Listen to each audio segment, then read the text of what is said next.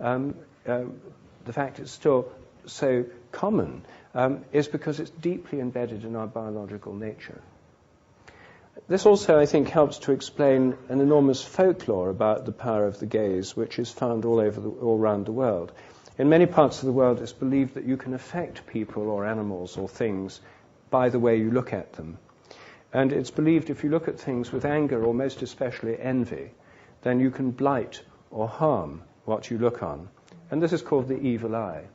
And there's a great deal of belief about this in Greece, Turkey, the Arab country, India, North Africa. In fact, in many parts of the world, there are very strong folk beliefs in the evil eye, and people wear amulets. In Greece, they have those little blue eyes, and Turkey. Amulets or prayers. The Greek Orthodox Church has special prayers for freeing people from the malign effects of the evil eye. There's a verse in the Quran about it. Many Muslims wear little scrolls to protect them. So this is a terribly widespread belief, and I think that it's in the predator-prey context, it makes quite good sense as to why people should feel that. Whether the evil eye really does have a bad effect, I don't know, because no one's done the experiments. But the sense of being stared at certainly seems to exist, and shows there can be an influence of looks. So all this, you see, makes good sense if, when we look at things, the images are projected out through what I call morphic fields, more specifically in this case perceptual fields, the fields of perception, which link the observer to what's observed and connect them together, and with these measurable effects. So my first point is that even in ordinary vision, our minds are not confined to the insides of our heads. The images are outside us where they seem to be, and looking at them can actually influence the thing that we look at. I've recently got interested in a new aspect of this, and it's only in the last 2 or 3 months. This is a new phenomenon I've been studying and doing experiments on. And that's not when you're being looked at yourself, but what if 2 people are looking at the same thing? If I look at this green hydrangea, for example, then I'm saying that my visual perceptual field's projected out and, as it were, touches this hydrangea. Now, if you look at the same green hydrangea, then your perceptual field touches it too, and they might interact. There might be an effect of joint attention. Through joint attention to the same object, there could be an actual interaction of our fields. So then the question is, can you tell if somebody else is looking at the same thing you're looking at? Now, I call this, when I thought about it in real life, I realized that my own experience of this was what I call the Evening Standard phenomenon. If you're in the tube at rush hour and you read somebody's Evening Standard over their shoulder, very often they turn around and look rather aggressively at you, as if you've invaded their space. How many people here have had that kind of experience? Well, that's most people. That's fascinating. I've never actually asked before in any large number of people. Well, I was discussing this with a skeptical friend last week, Nicholas Humphrey, who's a tremendous skeptic about all these kinds of things.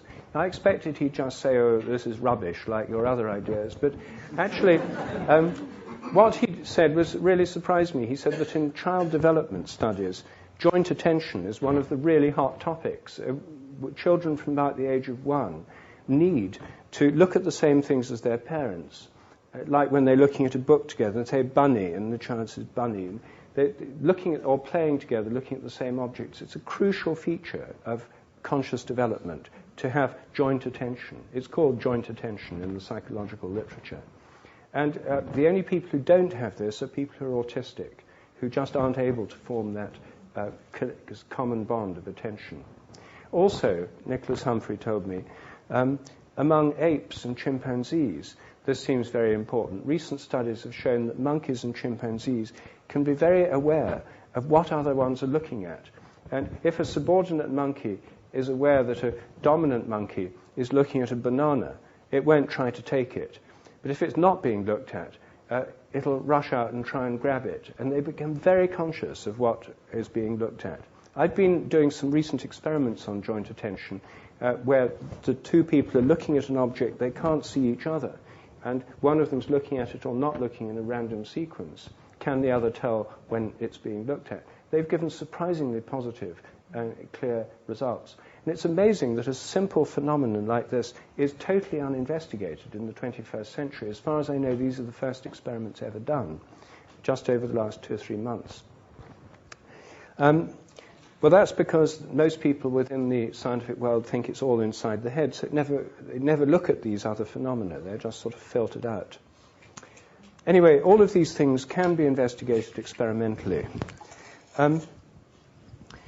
Another aspect of the extended mind is the way that we're linked to other members of the social group, and this leads to phenomena of telepathy. All social animals need to coordinate their behavior in relation to other members of the group. Flocks of birds, for example, flocks of starlings, when they turn together, the whole flock can turn extremely rapidly without the birds bumping into each other. How do they know when the others are going to turn, where they're going to turn? It happens too quickly to explain just in terms of normal visual information, looking at the neighbors and responding to them. The best and most up-to-date computer models of this treat the whole flock as a field. And it's really a field phenomenon. I think the whole group has a morphic field. It's an organizing field of the group. The individuals are all within this field. A bit like iron filings around a magnet being within the magnetic field. The same applies to schools of fish and herds of animals. And I think the field of the group is what helps coordinate the members of the group and bind them together. Now, often in animal groups, some members of the group have to go away from the others. They can't all stay within immediate sensory communication distance. For example, in wolves, the adults go out hunting while the young wolves are left behind in the den with a babysitter. And the hunting wolves can range over enormous distances, 100 miles or more. It doesn't mean they stop being a social group because they're beyond earshot of each other. They remain connected even at a distance. And I think that this connection, through the morphic field, it stretches. When one lot go away, the field stretches and they remain connected through a kind of almost like an invisible thread or elastic band. And I think it's that connection through the field, even at a distance, which acts as the channel of communication for telepathy, which is where one intentions or needs of one part of the group can affect the other.